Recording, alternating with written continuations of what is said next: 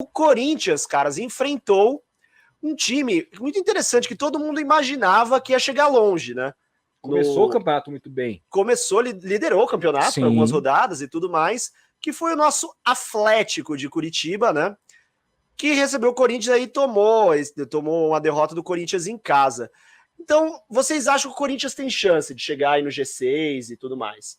Né? Num G6 com Palmeiras, com Flamengo, Galo, Fortaleza, não sei o quê. O Corinthians briga aí por essa situação de G6. Mas e o Atlético Paranaense, caras? Onde vocês acham que o Atlético vai chegar?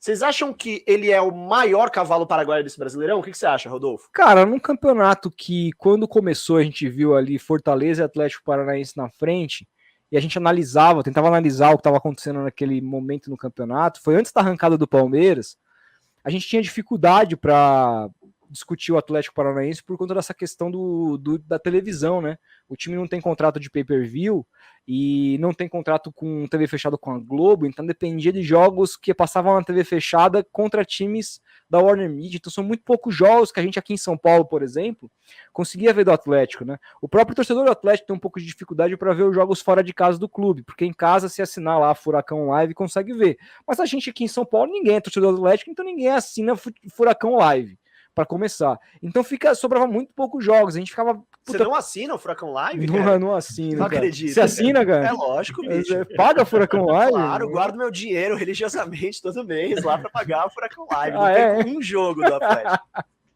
Pois é. Pô, interessante essa. Eu vou te pedir, perguntar daqui a pouco como é que o Antônio Oliveira, o que você acha dele como técnico, o que você acha do Terence como jogador. O atacante lá, qual era o nome do atacante? Meu Deus, esqueci. Nem lembro nem o nome do atacante. Ó. Que veio do Botafogo. O Babi, Matheus Babi. Matheus Babi.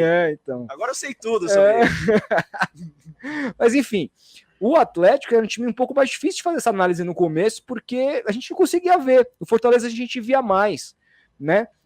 E era uma incógnita. Mas era um daqueles times que liderou, como, sei lá, o Santa Cruz liderou uma vez o Campeonato Brasileiro, acabou rebaixado e tudo mais, então não dá para falar o que esperar. E aí o Atlético, a gente sempre soube que é muito forte dentro de casa, pega São Paulo e Corinthians e perde para os dois, bicho. No carpete, dois times, pô, convenhamos, o São Paulo é um time que tem um elenco interessante, tem um bom técnico, a gente não pode medir a força do São Paulo apenas por esse campeonato brasileiro muito ruim de início que o São Paulo fez, pela eliminação contra o Palmeiras nesse jogo que o São Paulo não foi bem como poderia ter ido, mas teve bons momentos durante a partida. Então assim, é uma derrota, não é nada de anormal. Agora, se perder para o Corinthians, tá se reforçando, a gente falou do Corinthians aqui, mas em casa para o Atlético Paranaense pegar o Corinthians, tem que ganhar, entendeu? E não fez isso, e aí você começa a pensar, onde é que esse time vai parar? Tem ainda jogos a menos na tabela, mas é um time que tá caindo completamente pelas tabelas. Muita gente lembrou aqui uma coisa interessante nos comentários, o Michel Brito falou, o Elias Ribeiro, que o Furacão tá jogando as Copas também, né? Você acha que o Furacão pode estar um pouco mais focado aí nas Copas? Pode ser, o Furacão passou para a semifinal da Sul-Americana, pega o Peñarol numa perna, enquanto o Bragantino pega na outra perna o Libertad, que eliminou o Santos, está vivo, e pega o próprio Santos nas quartas de final, que já começam nessa quarta-feira na Copa do Brasil. Né? Acho que são dois jogos, dois confrontos, Peñarol e Santos, que é possível que o Atlético passe. O Atlético hoje tem um time que é melhor que o Santos, individualmente, coletivamente.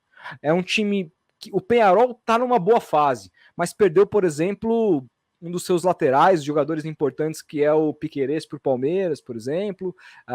Mas a gente viu um Peñarol que foi líder do grupo do Corinthians Sul-Americana muito bom. Acho que vai ser um confronto muito difícil para o Atlético Paranaense, mas tem condição de passar. Tem condição de fazer uma final brasileira. Para mim, o Bragantino já está na final. Esse time do Libertad que eliminou o Santos é horroroso, né?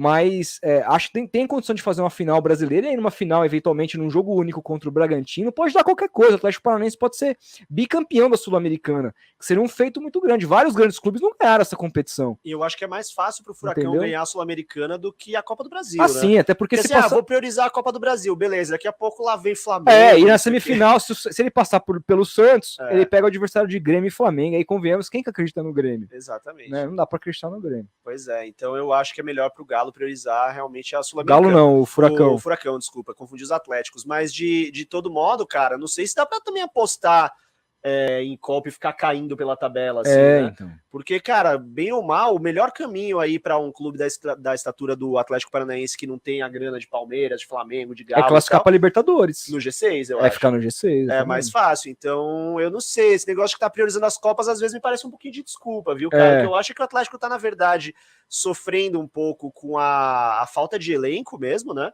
Porque, enfim, Sul-Americana, Copa do Brasil, tudo isso envolve ficar viajando e tal. Sim. E aí o time dispara no começo do ano, fazendo um bom trabalho, mas tem dificuldade de manter. Já aconteceu com muita gente. E vamos ver até que ponto também, se dependendo do que acontecer nas Copas, a diretoria vai ter peito para manter o Antônio Oliveira, o português, né?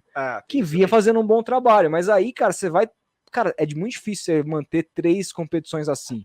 O próprio Galo, que tem muito elenco, o Cuca não poupa ninguém. Tá começando a perder jogadores por contusão.